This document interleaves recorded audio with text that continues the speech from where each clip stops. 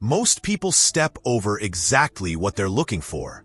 In gravel beds, construction fill, or tailing piles from old mines, water-worn stones that flash clear in the sun are usually assumed to be quartz. And often they are. But not always. The subtle distinction between an ordinary crystal and a rough diamond is missed by 99% of passersby. Because one trait they share, transparency, is the least useful for telling them apart. Quartz is abundant and forms six-sided prisms with a vitreous luster, glass-like, clean, and sharp when fresh. Raw diamonds, by contrast, typically don't look perfect. They form in octahedral or dodecahedral habits, rarely with the elongated clarity of quartz. Instead, a true rough diamond often appears slightly rounded, pitted, or marked with small triangular growth lines called trigons. These are not decorative. They're a growth feature unique to diamond crystallization in deep mantle conditions, and they don't appear on quartz. Luster is the first real field separator. A diamond, even uncut, exhibits an adamantine luster, a kind of light return that feels oily or metallic rather than glassy. In direct sunlight, a small rough diamond might dull slightly from dirt, but still throw back a different quality of light. It's not sparkle, it's density of reflection. The light doesn't scatter as easily. Most people don't test this. They rely on size, or clarity, or habit, and discard stones that don't look like faceted gems. But raw diamonds, fresh from their host, never do. This misidentification risk is highest in regions where past diamond finds have been recorded but largely ignored. Places where small discoveries in the 1800s weren't followed up, or where placer gravels were never rechecked with modern tools. In these zones, especially at river bends, dry terraces, and erosion fans near serpentinized or volcanic terrain, the odds of stumbling across a raw diamond aren't zero. They're just buried under decades of wrong assumptions. But even the eye can only get you so far. When the stone's habit is ambiguous and luster inconclusive, what's next? That's where the weight test begins, and where the first real clues start separating quartz from something far more valuable. A transparent stone isn't proof of value. Yet that's where most field collectors stop. Clarity alone has misled generations into discarding or misclassifying what could have been rough diamonds. The problem is that both quartz and diamond can appear water-clear, and in river-worn contexts, they lose their sharper growth edges.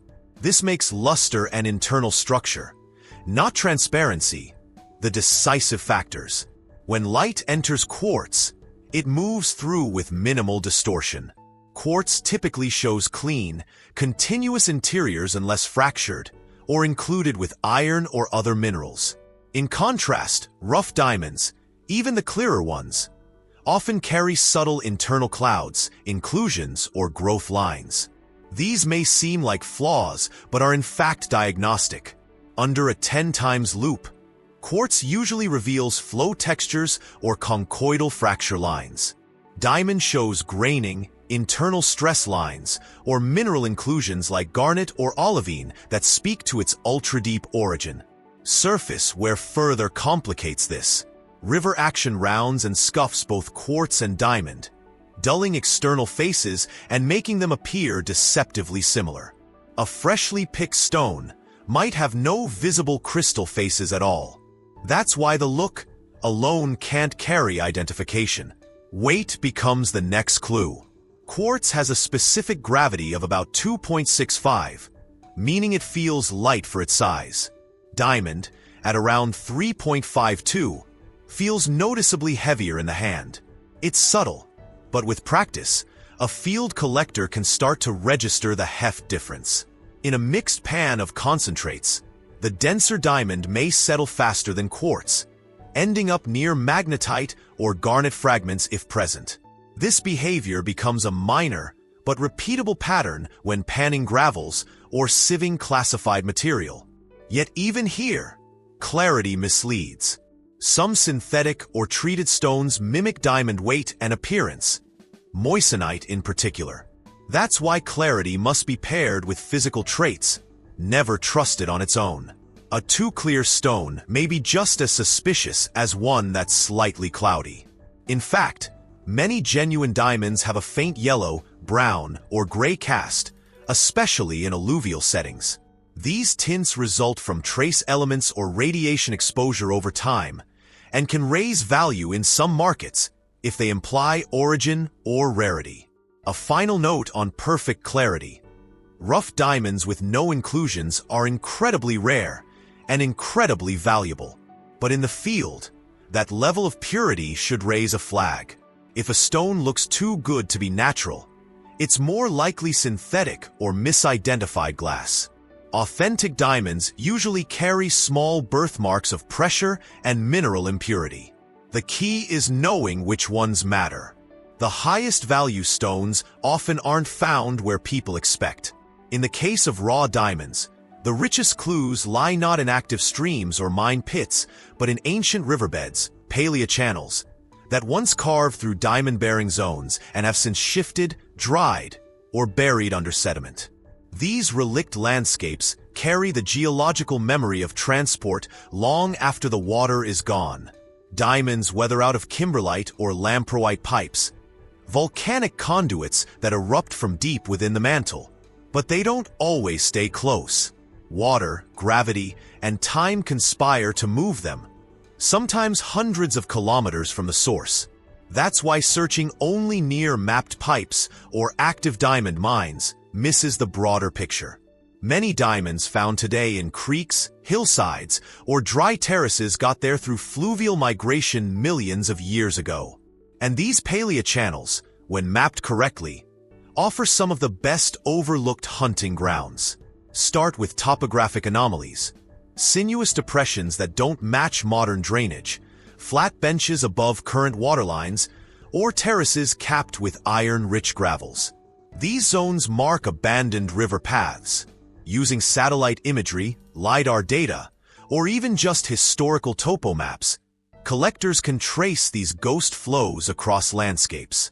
If a segment intersects a known or suspected kimberlite region, it becomes prime target territory. Soil coloration helps too.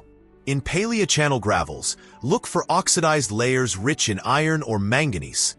A rusty red or dark purple-black hue often signals deep weathering of mafic rocks, including diamond-hosting pipes. The texture of gravels also changes. Rounded quartz and jasper pebbles may dominate, but heavier, more angular grains, like pyrope, chromite, or ilmenite, can begin to concentrate in patches. These aren't diamonds themselves, but they're indicators that the upstream geology includes the right source. Once a paleochannel is suspected, field sampling starts with a vertical exposure. Road cuts, eroded banks, or shallow test pits reveal the sediment layers. The goal is to isolate the high-energy gravels, coarse, well-packed strata, usually 30 to 90 centimeters thick, where heavier materials, including diamonds, would have lodged.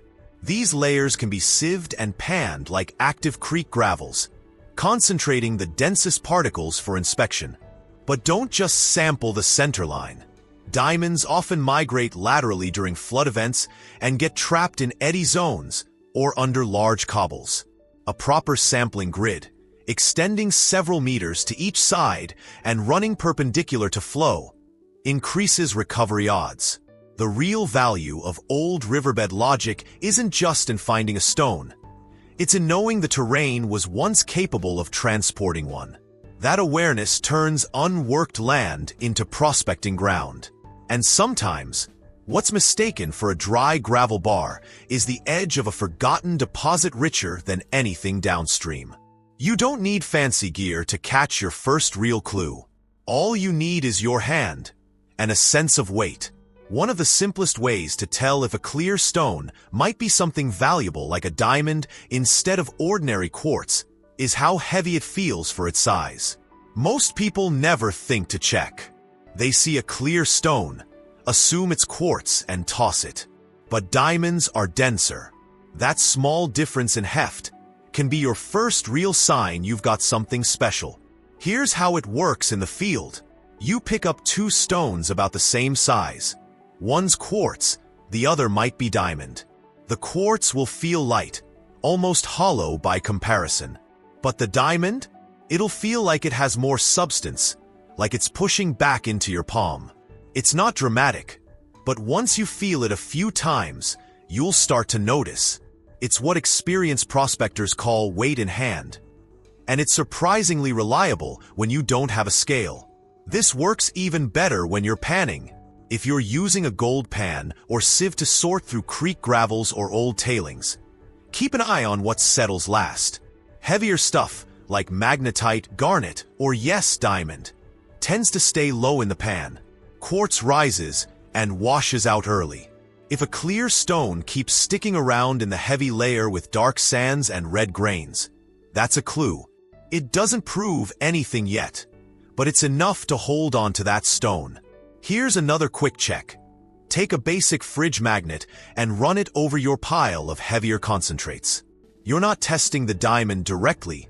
Diamonds aren't magnetic, but you are checking what's around it.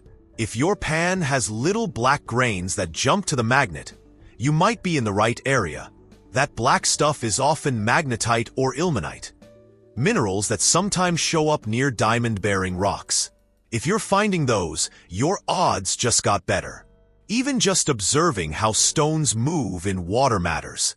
When you swirl your pan or tilt your sluice, heavier stones will hug the bottom. Lighter quartz rolls away. If something clear stays low with the heavies, it's telling you, I'm not what you think. None of this requires a lab. It's simple observation, repeated enough to build pattern recognition. The more times you run gravels and notice how certain stones behave, the faster your instincts develop. The goal isn't to call something a diamond right away. It's to not throw away the clue too early. But let's say you've got a candidate that feels heavy, didn't wash away, and came from the right layer in old gravel. What next? That's when scratch testing comes in. But even that can mislead. A lot of people try to scratch glass to prove a diamond and get tricked. The next step needs a smarter read on how hardness really works. Almost everyone's heard the tip. If it scratches glass, it might be a diamond. But here's the truth. They're scratching away the wrong stones and throwing away real ones. Glass ranks about 5.5 on the hardness scale. Quartz is 7. Diamond is 10. That means quartz easily scratches glass too, just like a handful of other common minerals. So when people use a piece of window glass or a bottle to test a stone, all they're really doing is confirming it's harder than glass, not that it's a diamond. This leads to one of the biggest mistakes in field collecting, relying too much on the scratch test. Real diamonds will scratch glass, but so will quartz, topaz, sapphire, and even some synthetic junk like cubic zirconia. So the result doesn't narrow it down. Worse, scratching things without control often damages the stone you're trying to test. Instead, there's a better way. One clue is how the stone breaks. Quartz breaks with smooth, curved lines, what geologists call conchoidal fractures. They almost look like ripples in a pond or broken glass. Diamond, on the other hand, tends to break along flat planes because of how its atoms are packed. If you see a stone that looks too smooth where it chipped, it's probably quartz. If it broke with more flat, stepped edges, you're closer to something interesting. Another trait that trips people up is the shine. A fresh piece of quartz reflects light well, but diamond reflects it differently. It's not just shiny, it's more like a greasy, dense glow. That's called adamantine luster, and while it sounds technical, once you've seen it a few times, it becomes obvious. It doesn't scatter light like glass. It holds it, almost like there's oil on the surface. Still, when it's worn down by river travel or scuffed up in gravel, even a real diamond might not show its luster right away. That's why you have to combine tests. One test can't tell you the answer, but a heavy stone that stays in your pan, doesn't look like quartz when broken, and has that strange luster, that's a stone you do not throw away. If you've gotten this far, Good news. You're probably holding something worth further testing. But now you need to follow a smarter order. Jumping into high-end gear or lab testing too early wastes time and money. There's a low-cost, field-friendly way to move forward, using tools you can carry in your backpack. A loupe, a cheap magnet, a thermal tester, and if you're ready, a conductivity probe. The biggest mistake isn't using the wrong tool. It's using the right one in the wrong order. When you find a stone that might be a diamond, how you test it matters just as much as what you test it with. The sequence saves you time, avoids confusion, and stops you from scratching up a valuable stone before you know what it is. Start with the simplest and cheapest tool you already have: your eyes. Use a loupe, ideally 10 times magnification, to examine the surface. You're looking for natural clues, not polish marks or shine, but crystal features. Diamonds often show triangle-shaped growth marks called trigons. If you spot those, that's a powerful hint.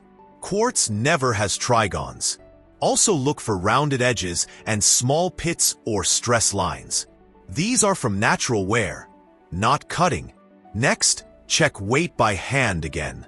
Compare it to a known quartz sample of the same size. If yours feels heavier, you're still in the game. Now grab a basic fridge magnet. Not to test the diamond, but the company it keeps. Run the magnet over your heavy pan concentrates. If it picks up fine black grains, that's likely magnetite or ilmenite, both common near diamond pipes. The stone staying with those heavies is another subtle green light. Then, try the thermal probe. These small testers, used by jewelers, check how quickly heat moves through a stone. Diamonds conduct heat extremely well. Quartz doesn't. A thermal tester won't damage the stone and gives an instant read. If it spikes quickly, that's a strong diamond signal. If it stays slow, the odds lean quartz. But here's where many go wrong. They stop at thermal. That leaves one big blind spot: moissanite. It's a synthetic stone that mimics diamond almost perfectly and also passes thermal tests. To rule it out, you need one more step: electrical conductivity. Real diamonds are poor electrical conductors. Moissanite often conducts electricity. You can buy a small dual tester that does both heat and electric checks. Absolutely worth it if you're serious. If the stone fails either test, it's out. No shame in that. It means the system works. But if it passes weight, luster, thermal, and fails to conduct electricity, now you've got a serious candidate. The final low-cost test is UV light. Under long-wave UV, the kind used in currency detectors, many diamonds glow blue. That glow isn't proof. Some don't fluoresce, and some fakes do. But it's a tiebreaker. If your stone glows the right way, in the right color, with the right weight and heat profile, you're closing in. With this order, loupe, magnet, thermal, electric, then UV, you stay efficient. You keep costs low. And most importantly, you avoid jumping to conclusions. Because the next test isn't about the stone alone. It's about what's around it. Specifically, the small minerals that tag along when diamonds break free from the earth. Spotting those can be just as important as finding the stone itself. They don't. In fact, many look dull, waxy, or downright ugly at first glance, especially after tumbling through rivers or eroding from host rock. That's why understanding habit, the natural shape a mineral tends to grow in, is one of the most underrated ways to separate true diamonds from quartz and other lookalikes. Raw diamonds typically form in octahedral shapes, like two pyramids stuck base to base. Sometimes they're more rounded from wear, or show up as dodecahedrons, 12-sided shapes, but they still hold onto certain features that quartz never shows. The biggest giveaway? Trigons. These tiny, triangle-shaped pits or growth patterns appear on diamond faces and only diamonds. If you spot one under a loupe, even faintly, stop everything. That stone just earned a serious upgrade in credibility. Quartz, by contrast, grows in six-sided prisms that taper into points. When it breaks, those sharp faces get rounded fast, and it loses its distinct form. That's one of the reasons people throw away diamonds. They see a lumpy, oddly shaped clear stone and assume it's beat-up quartz. But diamond habit is denser, blockier. It doesn't spike like quartz. It stacks. Another tip-off, resorption. As diamonds rise from deep within the earth during volcanic eruptions, they sometimes begin to dissolve or reshape under extreme pressure and temperature. This leaves them with pitted surfaces, like tiny craters or wavy, melted textures. Quartz doesn't do this. If your stone looks like it half-melted while still keeping a blocky shape, it's worth a second and third look. Color helps too, but not in the way most think. Diamonds can appear white, gray, yellowish, brown, even green or bluish. What they usually aren't is bright crystal clear. Quartz can be rock crystal, super transparent. But diamonds often have a slight murkiness or inner light diffusion, especially when uncut. That doesn't hurt their value. It helps you tell them apart. Surface texture also matters. Diamonds feel different. Rub one between your fingers, and it doesn't glide like quartz. It drags a little. The grain is tougher. The resistance more noticeable. It's the kind of detail that doesn't show in photos, but sticks in your memory after handling a few real stones. But what really clinches it is when you find a suspiciously dense, oddly shaped stone near a cluster of heavy black sands or garnet grains. Because diamonds don't travel alone. And if you know what else to look for, small red, black, or metallic flecks in your pan, you start reading the ground instead of just the rocks. That's where we go next. Because the first sign that your diamond is real might not be the diamond at all, but the mineral trail it leaves behind. Finding a raw diamond in the field is rare. But finding what travels with diamonds? That happens more often than people think. These tag-along minerals, small, heavy, and often colorful, are what serious prospectors call indicators. And if you know how to spot them, they can lead you straight to where diamonds once broke free from ancient volcanic rock. The two biggest names to know are pyrope and ilmenite. Pyrope is a type of garnet, deep red, sometimes purplish, with a glassy shine.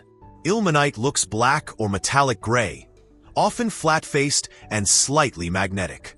Neither is valuable by itself, but if you find either one in a pan or sieve, you're not just looking at a pretty mineral. You're looking at a trail marker. These indicators don't come from just anywhere.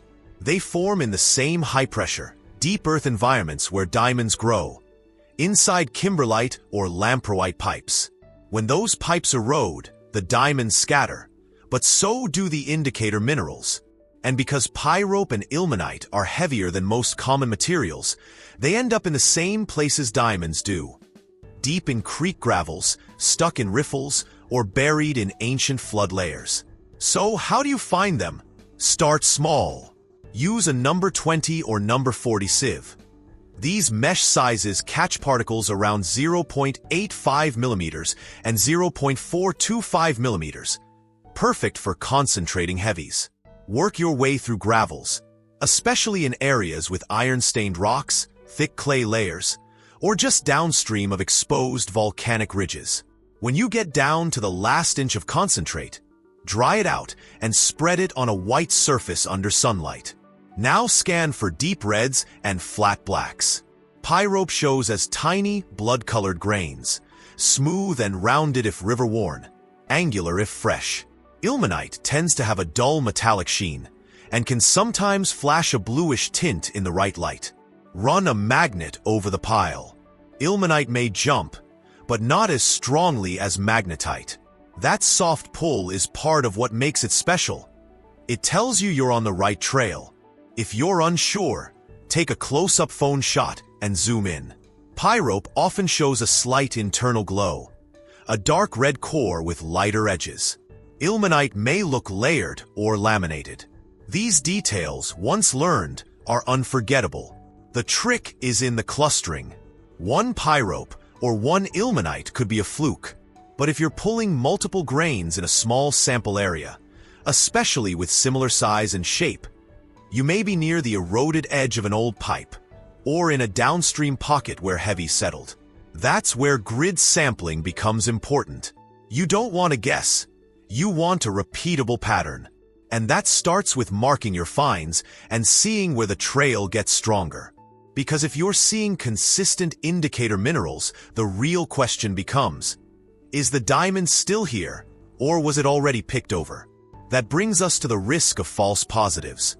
The fakes that pass every basic test until one tiny property gives them away. And the most convincing of all, stones that beat the scratch test, feel heavy, reflect like diamond, but are not. They fool even experienced hands. Until you know what to watch for. Every now and then, you find a stone that passes everything. It's heavy, it's hard, it sticks with the heavies in your pan, and it even reflects light like a diamond. You start to believe, but that's the danger point. Because this is exactly where some of the most convincing fakes slip through and fool even experienced hands. When a stone is too perfect, you have to ask, what is it really? The stone in question might have the right shape, rounded like a worn octahedron. It might scratch glass easily. It might feel heavy and flash with an oily kind of shine that seems different than quartz. You hit it with a thermal tester, and it conducts heat fast like a diamond should. So far, so good. But then you hold it under magnification, and something starts to bother you. Instead of clean crystal lines or surface trigons, you spot something else. Faint doubling. Look closely at the edges, especially if the stone has any natural windows or points. If those lines seem to echo or blur slightly when viewed through the stone, you're not seeing a diamond. You're looking at double refraction, an optical effect diamonds don't have. It's a dead giveaway. The other red flag is how the stone behaves with electricity. Most real diamonds don't conduct electricity well, but their most common imposter, moissanite, often does. If you run a dual tester and the stone conducts both heat and electricity, it's almost certainly moissanite, not diamond. Here's why this matters. Moissanite isn't just a fake. It's a near clone. It's made in labs, ranks 9.25 on the hardness scale, almost as hard as diamond, and passes thermal tests. That's why so many people, especially at estate sales, flea markets, or digging through old jewelry, think they found a raw diamond. It's also why lab testing exists. But even in the field, you can catch the signs. Moissanite tends to look too clean. It often has flawless clarity, sharp points, and no inclusions. Real diamonds, especially those pulled from riverbeds or ancient gravels, show some wear. They have small pitted marks, a cloudy zone, or trapped minerals inside. And they rarely look machine-cut. If your stone looks factory fresh, despite being found in dirt or creek gravel, it's time to get skeptical. That said, not every too perfect stone is synthetic. Occasionally, real diamonds with exceptional clarity and shape do survive rough conditions. But those are rare, and they come with questions of origin. If a stone seems out of place for the terrain, or doesn't match the other heavies in your pan, it might not have come from that creek. It may have been dumped, moved, or even planted by mistake. At this stage, you're not just testing a rock, you're testing the story around it. That's when location starts to matter more than the stone itself. Because even if it is real, where it came from could change everything, from value to legality. You can do everything right. Run the thermal test, weigh it, check the luster, even inspect under a loupe, and still get fooled. Because moissanite is built to trick you. It's not a cheap fake. It's engineered to be nearly as hard, nearly as sparkly, nearly as heavy, and almost indistinguishable from diamond, unless you know exactly what to look for. Moissanite has a backstory almost as strange as diamond itself. Naturally, it's incredibly rare. first discovered in a meteorite crater in Arizona. But what most people encounter is lab-made moissanite, developed to fill the gap between cubic zirconia and actual diamonds. And it does the job well. Maybe too well. To the naked eye, moissanite looks like a high-grade diamond. It's crystal clear, often flawless, and has brilliant sparkle. That's where the first hint lies. The sparkle may be too much. Hold moissanite in the sun, and you'll often see rainbow flashes, stronger dispersion than real diamond. It looks beautiful, but it's a red flag. Diamonds have tighter, more concentrated brilliance. Moissanite spreads it out like a prism.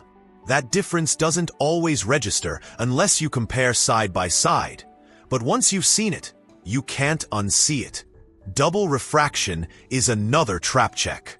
Look at the stone through a 10 times loop. If the edges of internal lines seem to split or echo, like you're seeing double, that's moissanite. Diamonds are singly refractive. It's not a subtle detail, but you need to know where to look, through clean corners or facets, not cloudy zones. Even in raw or rough form, this doubling can show up along fracture lines or edges. And then there's the test that closes the case: electrical conductivity. Moissanite conducts electricity. Diamond does not. That one trait cuts through all the mimicry. You can buy a dual probe tester for under $100 that checks both heat and electric response. It's the most reliable field test short of a full lab report. If your suspect stone passes thermal and fails electrical, you're likely holding a real diamond. But if it passes both, it's moissanite. That's why the testing order matters. If you go straight from "it looks good" to "it passed thermal," you're flying blind. Moissanite wants you to stop there. It's the sweet spot where it tricks most buyers, collectors, and even some jewelers. But when you push just one step further, it crumbles. Here's the irony. Moissanite isn't cheap. A high-quality one can cost hundreds of dollars per carat. It's just not a diamond. It has a different market, different ethics, and different resale expectations.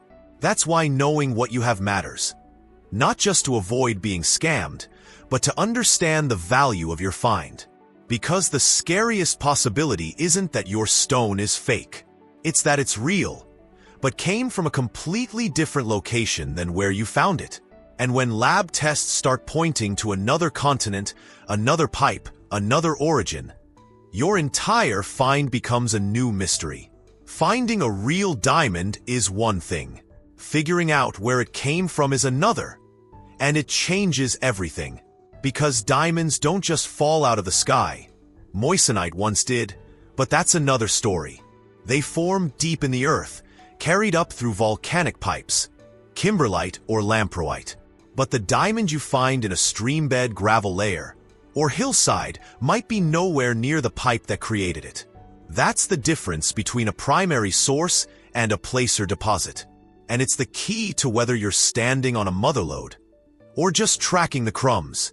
In a primary pipe, diamonds are found in their host rock, usually kimberlite, a blue-gray volcanic breccia loaded with indicator minerals. If you're breaking apart solid chunks of this rock and finding diamonds inside, you're sitting on something major. That's rare, and it usually means geologists and mining companies already have eyes on the site. But if the diamond you found is water-worn, rounded, or out of place in loose sediment, it probably moved. And that's where things get complicated. Placer diamonds, those found in streams, creeks, old riverbeds, or glacial deposits, can travel long distances. Water and gravity carry them downstream over thousands or even millions of years. Along the way, they lose their sharp edges, settle into heavy layers, and blend with other dense minerals. These secondary deposits are where most amateur prospectors have a chance. But they come with one big question. How far did it travel? If the terrain above your find has no known pipes, the diamond could have come from erosion miles away, or even be a glacial hitchhiker dragged in from another region entirely. In North America, glaciers moved rock and mineral debris across states and provinces. A diamond found in Michigan might trace back to a pipe in Canada.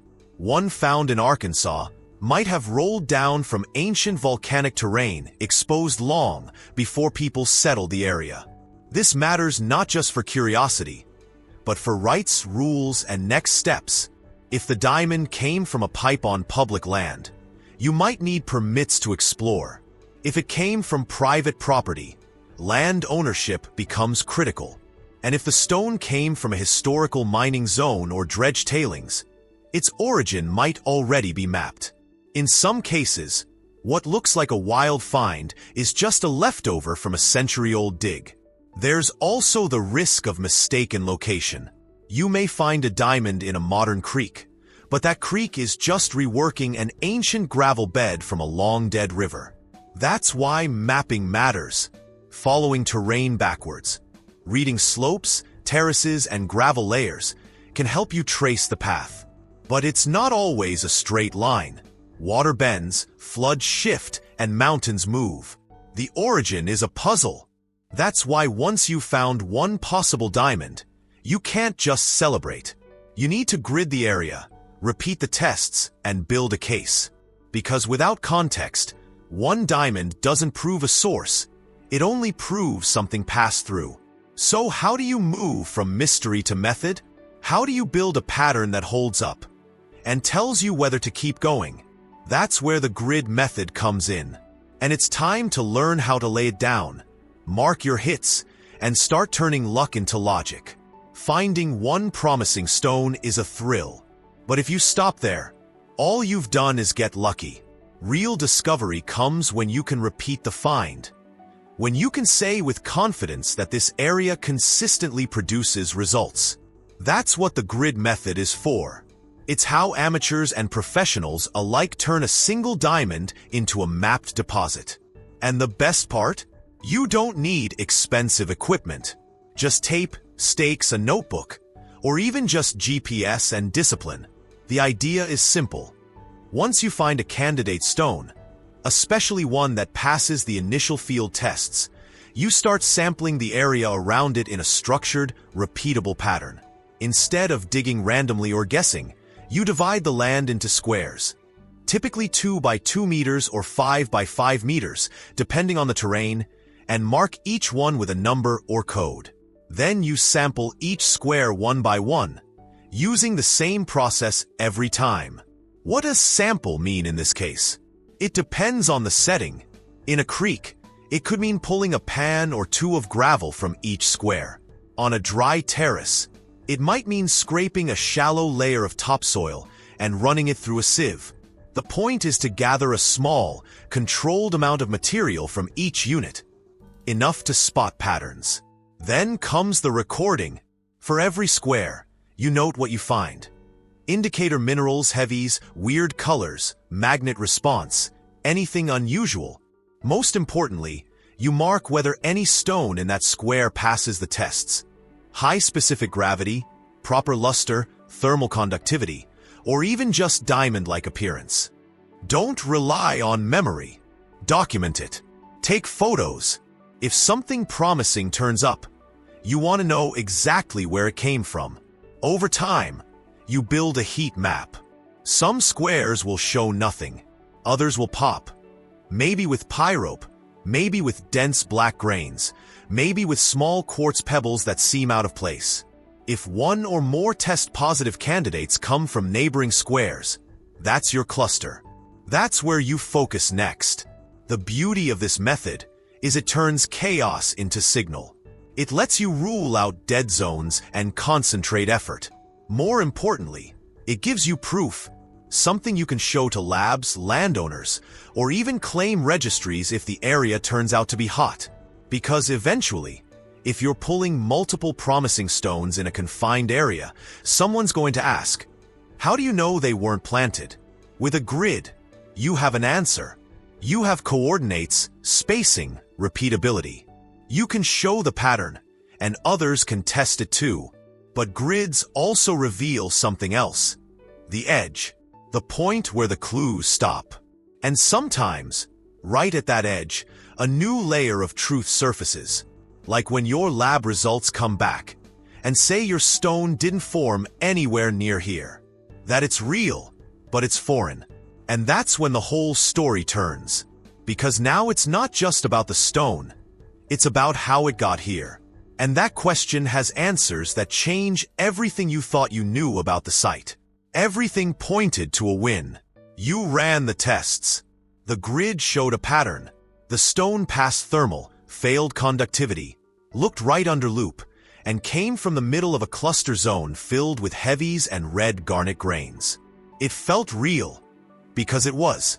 But then the lab report came back, and it said the one thing no one expected: origin inconsistent with local geology. The stone, according to spectral analysis and trace element profiling, likely formed in a kimberlite environment rich in olivine and chromite, matching conditions not in your state, not in your region, but on another continent entirely. In this case, Africa, possibly southern Botswana, or the DRC. The inclusion chemistry didn't lie. It carried the signature of a pipe zone thousands of miles away. And just like that, your entire find turned upside down. This isn't just a lab error or academic quirk. Diamonds from different regions carry distinct internal traits. Tiny trapped minerals, nitrogen aggregation states, and radiation staining patterns are all geological fingerprints. Labs like GIA or SSCF don't guess. They compare against known reference databases. If your stone says Africa, and you found it in rural North America, something doesn't add up. The first assumption is smuggling or dumping. Could someone have carried this stone in from abroad? Possibly. It might have come in with old mining equipment, gravel fill, or even hobbyist collections long forgotten. Estate sales, flea markets, antique lots. Stones travel in strange ways. But that explanation falls apart when the stone isn't just found. It's part of a pattern.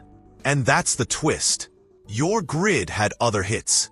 Not just one stone, but a trail of heavies, consistent mineral indicators, and multiple possible candidates. If the stone was dropped, how did it land right in the middle of a naturally clustered zone? This throws the question wide open. Either the lab is wrong, which is rare at this level, or the region has geological history no one mapped. Could ancient transport, glacial, fluvial, or even tectonic, have moved exotic material across continents? In theory, yes. In practice, it's rare and controversial. But anomalies like this force experts to look again. In some historical cases, out of place, diamonds have rewritten maps. One notable example, Brazil in the 1700s. Diamonds were found in stream gravels far from any known pipes. At first, no one believed they were local, but over time, persistent finds forced recognition, and entire new pipe zones were discovered upstream. Sometimes, the impossible turns out to be the overlooked. But until that mystery resolves, your stone sits in a strange category. Real, but undocumented. Proven, but dislocated. And now you're not just a collector. You're holding a clue to something bigger. In the diamond world, origin isn't just science, it's currency. A stone's value, legality, and even its ethics hinge on where it came from and how it got to where it is. But when you pull a diamond from the dirt, far from any known pipe, and lab results say it's foreign, you've entered the murky world of chain of custody gaps. The blind spots in a stone's history where paperwork ends and guessing begins. Most people think diamonds travel in neat paths. Mined, sorted, cut, certified, sold. But rough diamonds, especially older ones, have taken stranger routes. Stones change hands in unregulated markets. They're swapped informally by prospectors, smuggled in pockets, stored in jars for decades, or lost in shipping gravel used to fill roads and lots. In some areas, especially during mining booms in the late 1800s and early 1900s, rough stones were transported by mule, rail, and boat with no tracking at all. Many were sold on site for cash, or bartered with no record. So what happens when one of those stones resurfaces? Dug out of a gravel layer on private land or pulled from a forgotten drainage ditch? First, confusion.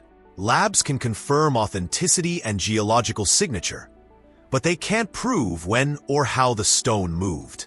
A diamond formed in Africa may have been brought to North America a century ago and lost or discarded.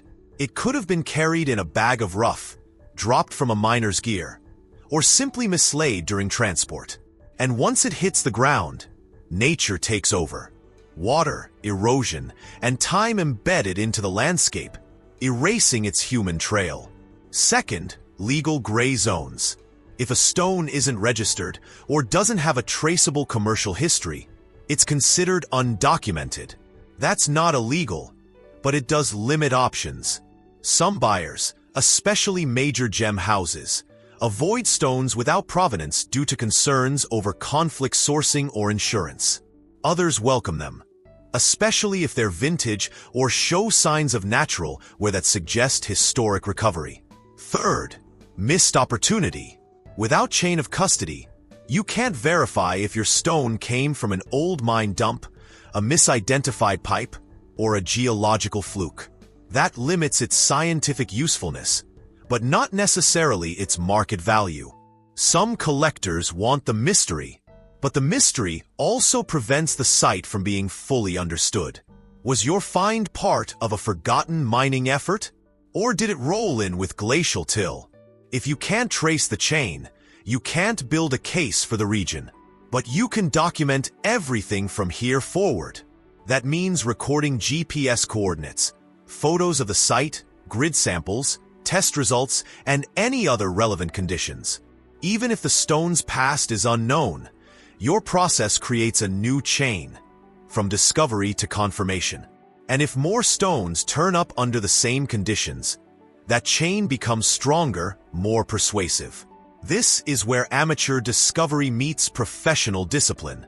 Because if enough patterns emerge, the lack of original documentation can be offset by repeatability. That's how unknown regions get recognized. That's how lab interest grows. And that's how, over time, a random find becomes a known point on the global diamond map. Lab testing isn't cheap. A gem quality report costs $75 to $200, depending on the facility and urgency. But when you're holding a heavy, uniquely shaped stone from a well-documented site, that cost becomes an investment, not an expense. Labs do more than confirm a diamond's real. They grade clarity, color, and, most critically for you, report origin intelligence. And for a stone with a compelling local grid pattern, that confirmation can unlock land access, funding, or institutional interest. Wait too long, though, and the opportunity fades. The stone might get tapped into during weather events, moved during trail clearing, or dismissed as junk in local lore. Plus, lab windows fill up, especially when it's field season for other geologists or mining companies. A same-week or expedited slot on a lab schedule gives your find traction. In practical terms, once you've got 2 or more test-positive stones from adjacent grid cells, with supporting indicator minerals and documentation, that's your threshold. Bundle them both and send. The lab report gives you provenance that transcends anecdote. And if one stone turns out to be synthetic or moissanite, you still gain insight and credibility in the field community. Now that the dust is settled, the tests are in, and the proof is clear, there's one final question. What do you do with the stone? Some choose to sell. Raw diamonds, especially with verified reports, fetch high prices on auction platforms or direct to cutters. Others decide to keep, for study, for sentiment, or for future cutting. And then there are those who say nothing, who tuck the stone away, go back to the site, and start again quietly. This time with more knowledge, better tools, and clearer eyes. Because now they know. Most people walk past what matters. But once you know how to see it, the world doesn't look the same again.